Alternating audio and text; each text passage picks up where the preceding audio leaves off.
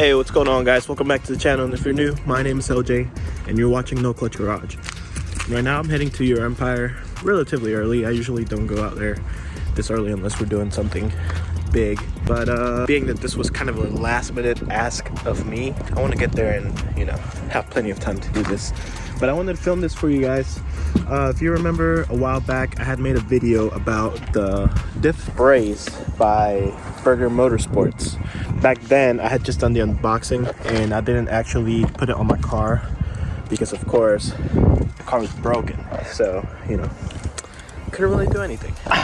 Anyway, now I have the diff brace again, and I say again because I actually had to return it because they're giving me the wrong diff brace. They gave me one for a rear wheel drive car, and of course I have xDrive, so I actually had to send it back. And then once the all-wheel drive braces were in stock, then I got another one. So we're gonna install that. But generally what the brace is gonna do is gonna stiffen up my rear end, and it's gonna tighten things up, make sure that you know, we minimize wheel hop or, you know, any movement back there that could actually damage drive shaft or the differential, and we don't want any of that, especially if we're drag racing. Now this would be more beneficial on a rear wheel drive car. Of course, xDrive, you know, I still have an open diff, so it will help no matter what. Once I get an LSD, it'll be a much better launch experience, but at the end of the day, this mod should help and I will keep you guys updated. But for now, I'm gonna drive to EuroMpire and we're gonna get this put on, so I'll see you in a second.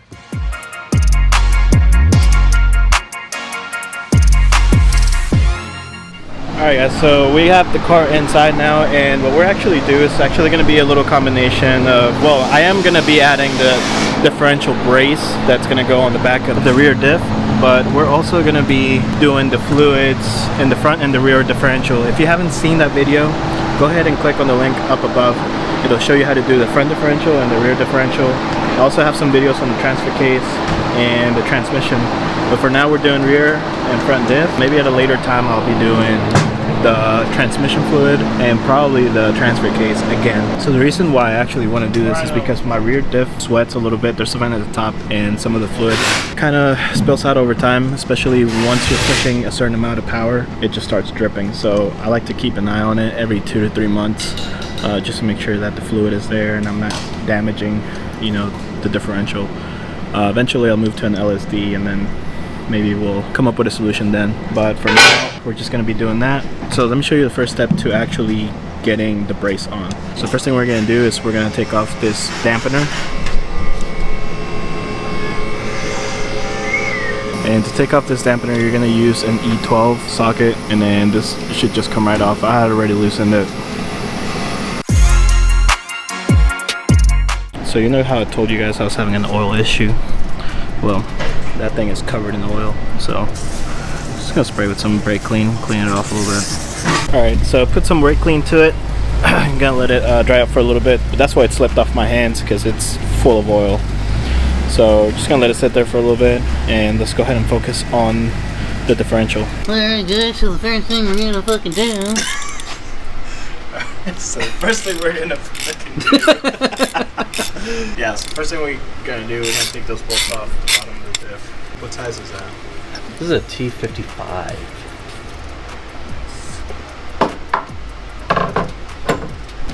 This is what the full looks like. No washers for these ones?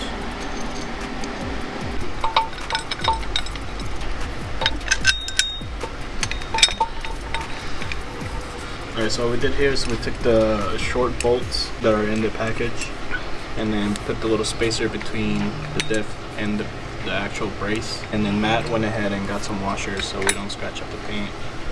The kit doesn't come with those. So we want to put it in loose just so we can see where we have to drill, because it can move around a little bit. Oh, we'll have to drill into the subframe right up there.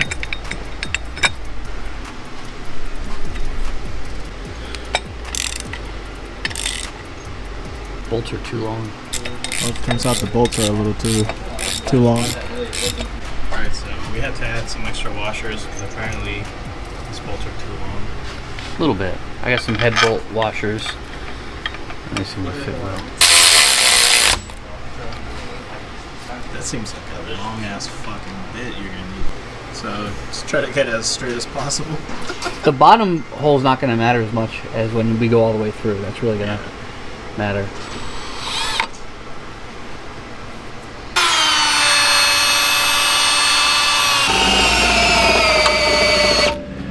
I got red hot. Spicy. This drill bit's put in work, man. I said this drill bit's put in work, man. It's probably might be on its last. This might be its last job.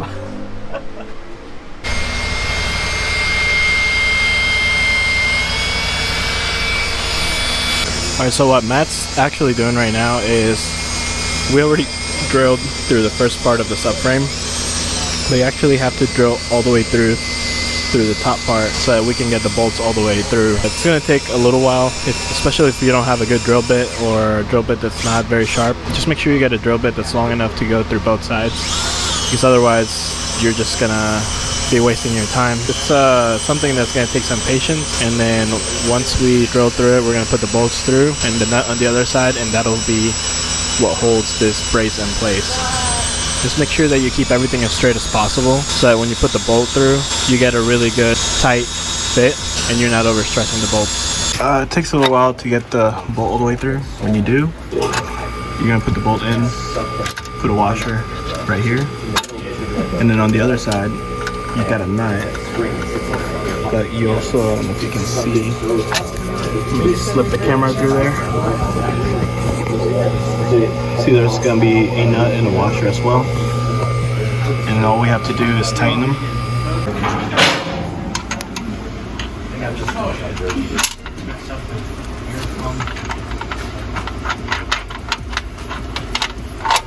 So the magic drill bit size is this one, 31/64.